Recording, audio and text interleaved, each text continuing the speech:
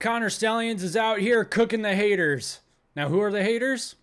I don't really know. It's just kind of a fun thing to say. We're going to talk about it in just a second. First off, this is the Big Ten Team Rivalry Show. Thank you so much for coming and hanging out with us. If you don't mind doing us a favor, clicking that like button, clicking the subscribe button, possibly even sharing the show with your friends, it would mean a lot to us.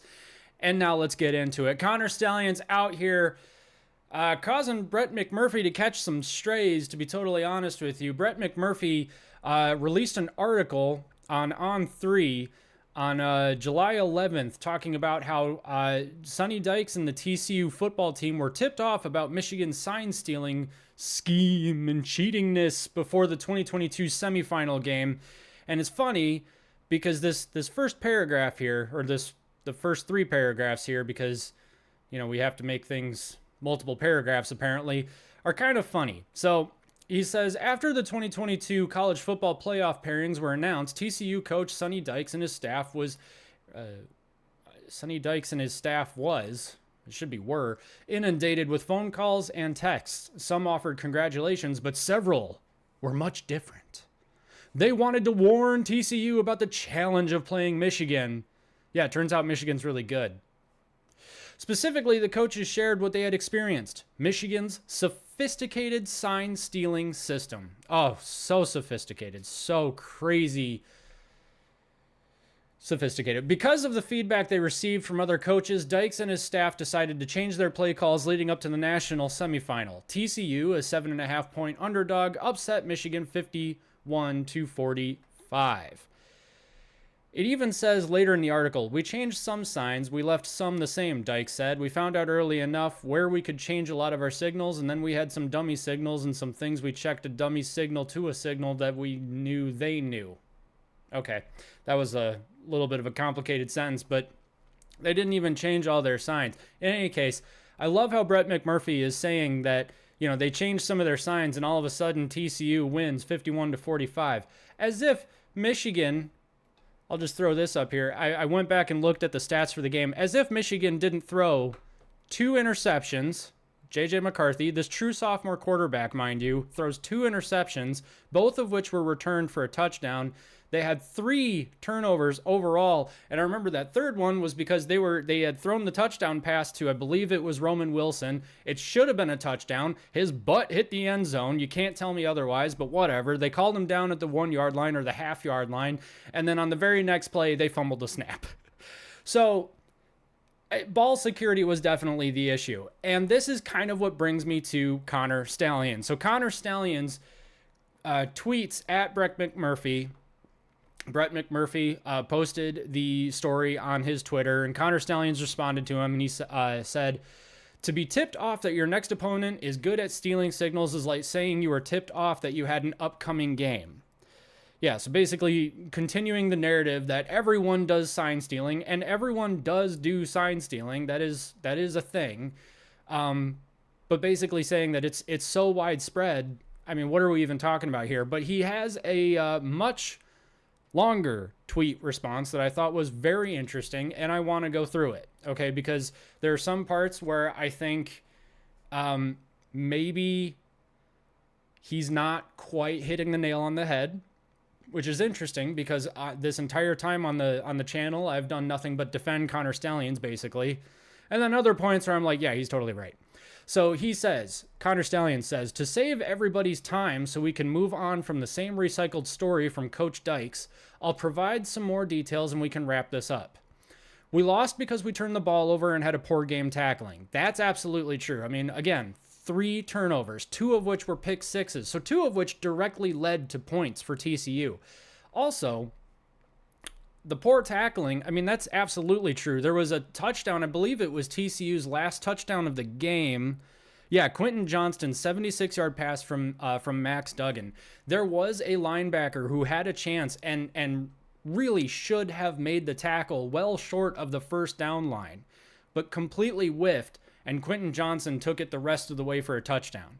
This touchdown doesn't happen, Michigan might win that game. I mean, they were already up 48-38, but I mean, Michigan had a chance to come back even when they were up 51-45. So if he makes that tackle, but it just goes to illustrate how tackling and the turnovers were a big part, actually the main reason why Michigan lost that game. He continues, TCU played well. Congratulations. They did. They had a really good game on offense. That Max Duggan, he was something else in that conference championship game against Kansas State, and the way that he just sold out during the Michigan game. I mean, sold out in a good way. Like he put his body on the line. That was awesome. They played extremely well. Hats off to him. The same way we won the Natty when I was not with the program, because we blocked well, tackled well, and took care of the rock. Welcome to the game of football. Yep. Since people are so intrigued by signals, the entire air raid communication system is the offensive coordinator signaling to the QB, then the QB signaling to the receivers. USC, TCU, etc. It's all the same. They all use the same signals too, or they're all the same signals. And TCU kept everything from the coordinator to the quarterback the same, but had dummy signals and some new signals from the QB to the receivers. But that didn't matter because I'm watching the coach and seeing what they changed in real time, similar to Ohio State changing their signals. They changed their route concepts with some run concepts, not their formations and pass protection signals, which is all I cared about. So this is what he was going for. It was the formation and the pass protection signals. And I apologize, I've got something in my eye. I'm going to try and get it out while I keep talking. This is what he cared about. And this kind of goes along with what I said. I can't remember if it was on a live stream or another video where I had mentioned that, like, in NCAA 14, I brought a prop for this part. There you go, right? In NCAA 14, on Xbox anyway, you can hit the left trigger and it'll bring up a menu to tell you how to prompt you to shift your defense in one way or another, or to prepare for some type of offensive play. I can't remember which way you have to go. But basically, you can prompt your defense to defend against the pass, defend against the run, defend against run left, run right, pass left, pass right. I think those are things. In any case, that's something that you can do based on the formation. I don't think you can do that against pass protection signals, but whatever. I mean, the formation is really the big part here. And that's kind of the same thing that you can do in the game based on the formation that you see. So it's kind of similar, right? I mean, he's looking for those formations. He's looking for the signals that signal what formation they're going to be in. And then from the formation, they determine, okay, is it more likely to be a run? Is it more likely to be a pass? If it is one or the other, where is the ball going? Is it going left? Is it going right? Is it going deep? Is it going shallow? What kind of routes are being done? They're trying to decipher all of this based on the formation that they're lining up in. But the thing is that a team can line up in a single formation and run a billion different plays based off of it. You can have trips out right, and it can be either a Hail Mary or a wide receiver screen. I mean, this is a thing. Like, just because Michigan knew the formations or they were able to figure out the formations based on the signals doesn't mean they knew exactly where the ball was going. They just knew that in order to defend against it, they had a higher likelihood of being able to defend against it if they lined up in a certain way. But execution was still absolutely necessary, and that's why they lost the TCU game, but won every game in 2023. And frankly, also went undefeated in the regular season in 2022 as well. Connor Stallions goes on, to say anyone fooled me is admitting that you have no idea how signal deciphering and protecting works. No team has ever changed signals, meaning they don't recycle the same signal to have a different meaning, because that would confuse the 18-year-olds on the field more than it would confuse me. Yes, so no team has ever changed signals because they don't recycle the same. He's saying that they recycle the same signals because otherwise they're going to confuse all of these 18-year-olds on the field. I mean, Connor Stallions, they're not going to confuse Connor Stallions by changing their signs. They're going to confuse the players. So there's a liability in changing your signs, and yet other teams did change their signs anyway to try and confuse Connor Stallions, and it didn't work. If anything, it might have even screwed up their own team. So now somebody's going to hear that and say, oh, well, see, they had to change their signals, so honestly, you just shouldn't be paying attention to their signals at all. That's ridiculous. Maybe you should do a better job at hiding your signals. Although now we have helmet communication, so it really doesn't matter. They simply create new signals, and if I see a new signal, I'm not guessing what it means. There were games where I relayed information 0% of the time, all the way through 99% of the time. No one is forcing you to signal. Rutgers and Minnesota huddled, didn't signal. Nebraska didn't signal until the second quarter when they were already down 14-0. Even we, Michigan, didn't signal on offense. So signaling your plays isn't even a primary or necessary. It's absolutely not necessary, but it's not even a primary method for getting your plays out on the field. I mean, you can do the ridiculous thing that Michigan State did, which was send in the quarterback with the play every single time, which just gave Michigan's defense rest. I don't understand. Also, I think it's hilarious that in 2023, Michigan State thought, yeah, we're just going to send in our plays, without signaling and all that, and that's definitely going to give us an advantage, or at least even the playing field. 49-0 later, and what are we doing here, guys? But sure, it was the signs. If you don't want teams to steal your signs or signals, then don't signal. Anytime that signals on offense is trying to force the defense, any team that signals on offense is trying to force the defense to signal so they can steal it. There's really no other advantage unless you're trying to prevent a sub or it's 2 minutes, 2-minute drill. If that weren't true, you'd see the entire NFL go up-tempo to find advantages, but you don't, and it's still going on today in college with coach comms. Notice how teams still signal. It's because they're going up-tempo.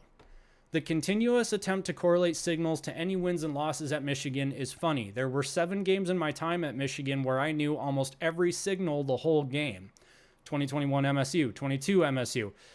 22 Penn State, 22 Ohio State, 22 TCU, 2021 Georgia, and 2021 Wisconsin. We lost 3 of those games because we didn't tackle well, and Georgia was historically good. We won the other 4 games because we dominated the line of scrimmage and tackled well. Blocking, ball security, tackling, run fits, and coverage tools. That's football. This is not rocket science. Whew. Cook 'em, Connor. Getting them, man. That was, yeah. So he's saying, honestly, what we should already know. You don't win football games because of the signals. You don't win football games because of how well you hide your signs. You win football games because you're better than the other team. And I looked up some stuff to see, what are the people saying that the actual advantage is with stealing signs? I'm at 12 minutes. So this is some of the stuff that's going on here. So does sign stealing actually give an advantage? It depends on who you ask and how it's done. So the thing that I looked up, so I went to my trusty partner here, Bing Copilot, and I asked this AI engine, I said, does sign stealing actually give an advantage? And it says, it can if a team knows what play is coming. It can adjust its defense or offense accordingly. TCU's head coach Sonny Dykes claimed his team was tipped off that Michigan had their signals before the 2022 Fiesta Bowl, so they changed some of their signs and used dummy signals. TCU went on to rack up 488 yards and beat Michigan 51-45. Now again, with that particular example, we've already noted Michigan didn't tackle well. Michigan also turned the ball over 3 times, including 2 pick sixes. So that's not really a good example. You look at, I think a better example is Ohio State 2023. They changed their signals. I think they also didn't signal, if I remember correctly, in 2023. Don't quote me on that. But Michigan still won. Also, Connor Stallions wasn't with the team. If you look at the 2023 schedule, let's go back and look at that super duper quickly. If you look, goodness gracious, where am I going here? There we go. Jeez. 2023. If you look at the 2023 schedule, so Michigan's got Connor for ECU, UNLV, Bowling Green, Rutgers, Nebraska, Minnesota, Indiana. Right before the Michigan State game is when the story breaks. And Connor Stallions is put on leave. He's not there for Michigan State. Michigan State then tries to run in the play rather than signal, gets blown out 49-0. After that, then they play Purdue and blows out Purdue 41-13. Then they have to go on the road to Penn State. Again, at this point, Connor Stallions is not with the team, so they don't have their signaler, or they don't have their sign stealer, if you will. Harbaugh also gets suspended an hour before the game, so they don't even have their head coach. They still win. And not only do they still win, they win by running the ball basically exclusively in the second half. Corum, 145 yards. J.J. McCarthy, after posting almost back-to-back 300-yard games, but back-to-back 200-plus yard games, all of a sudden is throwing 60 yards, but Blake Corum rattles off 100 more yards than he did the week before, and about 80 more-ish yards than the week before that. So in that second half, Penn State should have known every single play Michigan was going to run it because Michigan couldn't throw the ball. Their pass rush, Penn State's pass rush was incredible. Was that Tyler Warren was in the secondary, I think? Their pass rush was incredible. Hats off to them. But that's why Michigan couldn't throw. J.J. McCarthy didn't have time. Michigan's offensive line, I believe, was already starting to see some issues with injury and stuff like that. And so that's why Penn State was able to take advantage of that. But when Michigan goes and to these two tight end sets and says, all right, we're just going to run the ball down your throat, and they do it, and you can't stop it, what does that tell you? That tells you Michigan's offensive line is incredibly strong, so they can bully you in the trenches. That's how they win. Okay, that's how they won all these games. They almost lose to Maryland because they've got Ohio State the next week, and Maryland is just randomly good sometimes, I guess. I don't know. Ohio State, again, really, really good team. McCarthy all of a sudden is back over 100 yards. He's playing well. Corum is back getting closer to 100 yards. They beat Ohio State, and they beat Ohio State with defense, frankly. Iowa, they beat Iowa because Iowa's not very good. Although they made it to the championship game, so hats off to them, I suppose. Alabama and Washington, I mean, guys, they played 1, 2, 3, 4, 5 top 16 teams and 4 top 10 teams and 3 top 5 teams in the last half of the season. From November 11th on, they basically didn't go a week without playing a top ranked opponent or near top ranked opponent. You know, Iowa, I understand, is 16, but whatever. Point is, they still beat all of them. And again, Connor Stallions is not with the team at this point. So I don't know what more you need. Like, do the signs actually give an advantage? Sometimes, but the only advantage it gives you is it gets you back on the even playing field with the other teams that are already stealing signs too. And yet you still need to execute. And even when signs are taken away completely, Michigan's offensive line was still better. Okay, so the real issue is that, you know, it's not necessarily about the competitive edge. It's about how they got the signs. And how they got the signs, this was talked about in the Sign Stealer documentary on Netflix, which was really good. I really enjoyed it. Michigan has said that the sign stealing scheme was done completely legally, and anyone who had attended games and sent Connor Stallions footage were not acting in an official capacity with the university. Okay, I don't think that that's the best argument, because at that point it's like, oh, we don't know who they were. Like, that's not going to hold up. Or it might hold up, actually, because now the burden of proof is on the NCAA to prove that the footage that was sent back to Stallions from his friends, if you will, I'm not sure why I said if you will, but the footage that was sent back to Stallions from his friends actually meant something to the game. That burden of proof is stuck with the NCAA. They have to be the ones to figure out the evidence to prove that, and if they can't, then it doesn't matter. But what does this actually do? This means that the whole thing is a little bit morally mucky. Okay?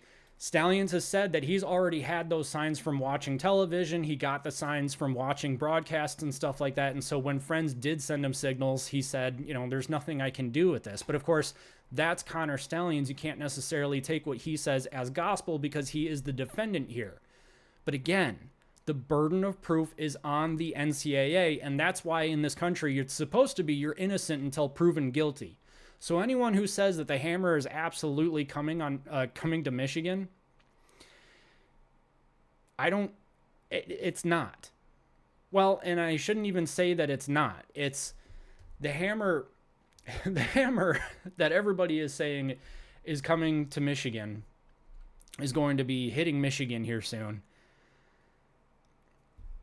The NCAA doesn't have a case. Everything that they have, all the evidence that they need is circumstantial. You know, so if I have a friend who sends me footage from a football game that I was already watching on television, it just happens to be that they sent me footage of the football game that I was already watching on television. Like, it's circumstantial at that point. Maybe circumstantial is not the right word. But either way, it doesn't mean that I all of a sudden got some brand new insight that wasn't available on the television broadcast. But that's going to be what the NCAA is going to have to prove. And I thought, I'm already at 20 minutes. Holy crap, I got to finish this up. I thought it would be interesting to kind of weigh this against the Astros scandal. The Astros scandal, I understand it's baseball, but I thought it was really interesting. So the Astros were accused in 2017 of using cameras to decode catcher signs relayed via trash can bangs. I have no idea what a trash can bang is, but whatever. The rule broken was against the Major League Baseball rules against electronic sign stealing. Okay, so Michigan is alleged to have used a network of ticket holders to record signals.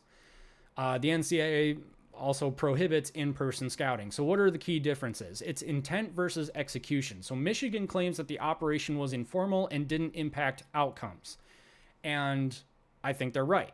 I mean, I'm also a homer, but objectively speaking, I do think that Michigan has the legal standing here.